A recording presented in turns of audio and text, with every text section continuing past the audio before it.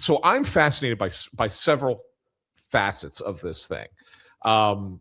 First, bringing a beer into the dugout. I mean, that's fascinating.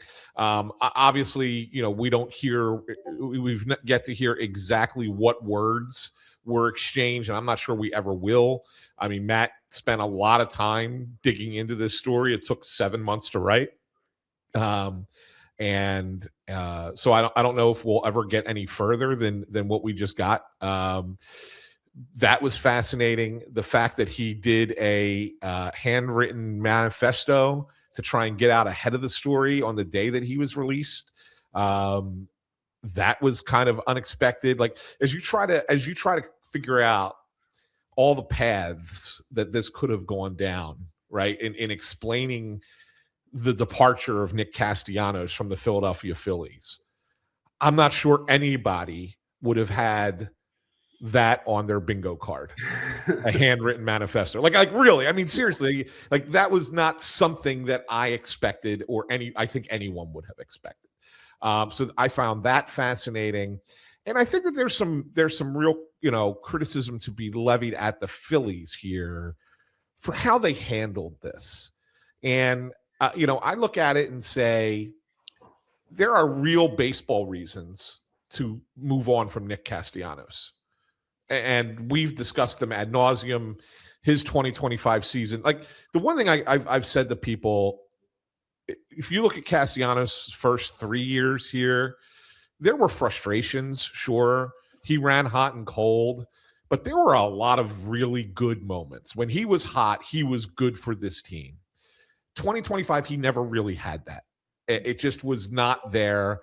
And like it had fallen off of a cliff. And then you throw in all the drama and you sit there and go, okay, there's real baseball reasons that we can sit there and say, we can go in a different direction than this guy in right field. And so I think that's fair, but to let it linger in this way, this long, and have it come all out while you're at the start of spring training, I think that's poorly played by the team in a lot of ways. I do too. Okay, so let's first just establish what we got here. Nick Castellanos gets removed for defensive purposes in Miami. He's not happy. That was already reported. We knew that. He gets benched the next day because he does something that was inexcusable, or it just rose to a level that was just not going to be tolerated. They bench him for a game. Then he plays the next 30 or 31 games consecutively. The defensive replacement stuff goes out the window. Okay. I think where I'm at on this, like, let's start here. Crazy story to hear that he brings a beer into the dugout and that's the way that he's going to go about it. I don't think that is obviously acceptable. He should not have done that. He admits that he should not have done that. You're not going to get anybody that disagrees about that point. What I don't understand in what's been reported, and if you're listening to this podcast, you already have the basic facts here, so we don't need to go through the basic facts. But I look at this more about the Phillies than I do Nick Castellanos. Nick Castellanos was not good last year. I don't care that he's not here anymore.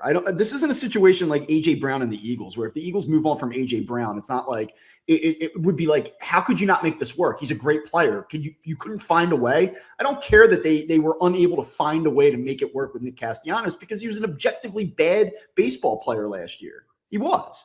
So you want to move off Nick Castellanos, that's fine.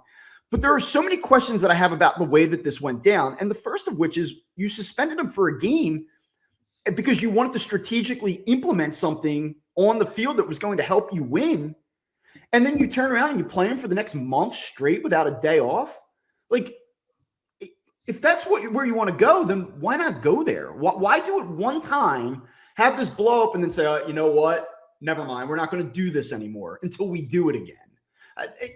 To me, like, the messaging from management that's so inconsistent that if I were a player, I'd be like, well, what the hell are we doing? Are we trying to win baseball games or are we not? Like, you either commit to it in that moment and you stay on it or you don't. If I were a player in that clubhouse, I'd say, like, my guess is it's about time is probably the way I'm looking at it. But then you kind of go back on it immediately. Like, to me, the inconsistency there is very concerning. Yeah, and I want to bring this up because, I'm not normally in agreement with our good friend Russ Joy here at Joy Media. And I love that he always, by the way, tweets from or messages us from his other podcast show. So it's a little bit of a self-promoter. Yeah. But here's my issue. Dombrowski should have suspended him for the season or cut him on the spot. Well, I don't think that the collective bargaining agreement would allow a season-long suspension. Yeah, right. Correct. Like, could you have suspended him? They benched him for a game. Could you have suspended him for, 2 to 3 games? Like, I think that would have been fair, right? In retrospect, I think that you could have done that. You could have cut him. You could have released him on the spot. Sure. But you also got to wonder how that plays in the clubhouse. I'm not 100% sure that was the breaking point for the clubhouse. The players obviously were not in agreement with what he did. They were kind of like, oh man, this is not good. But I think there were things that happened after the fact that really got to the point where the players started to separate from him. He was still one of the guys at that point, at that juncture in June in Florida. And if you release him on the spot, I think that would have had different ramifications in that clubhouse than maybe if you did it later in the year. Right? Yeah.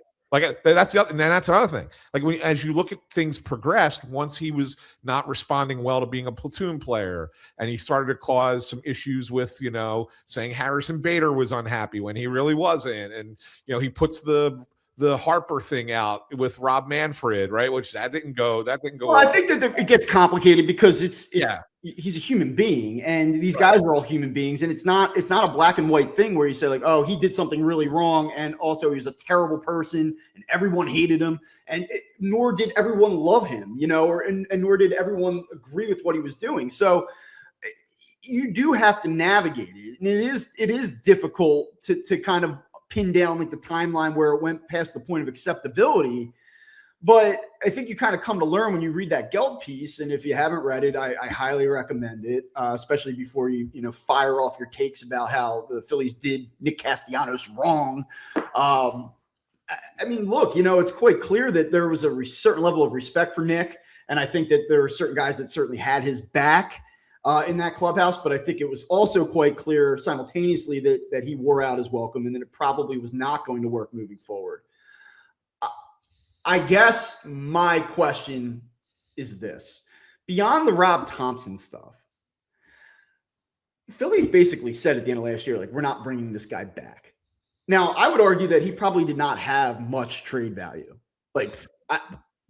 Just to be clear, they tried to trade him last year, prior to 2025, and got no takers. Right. So his trade value was already pretty big. At that time, there was probably more of a consideration about the finances.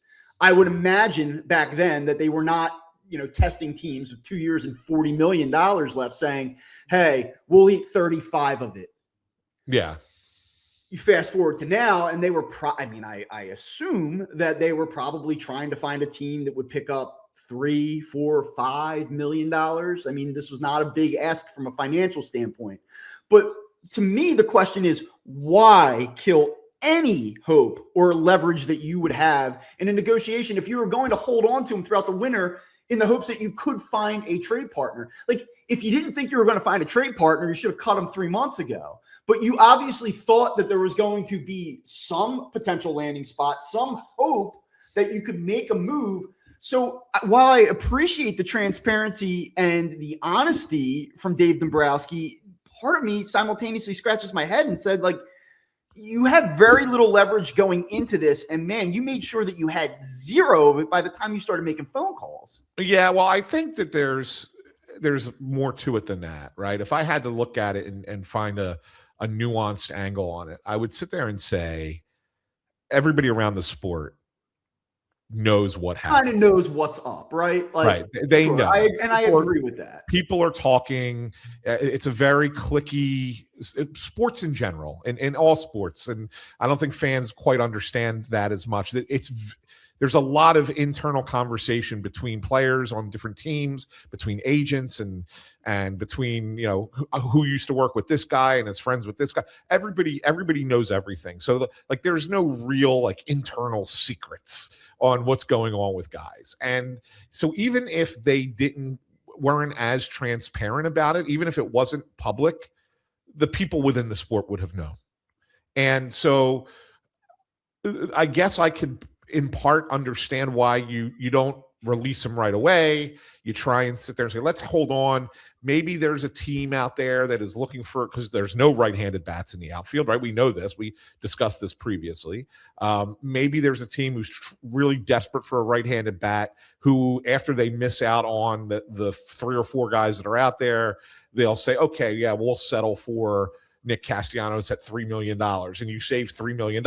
Or maybe somebody gets hurt in the offseason, whatever, and we're desperate to add a player. Like, I can understand why the Phillies waited. What I don't understand is why they waited as long as they did. To a degree, I can understand it. Like to just write off $2 or $3 million, you can't do that. So if you think that there is a hope that you could, recoup some of that money, then okay.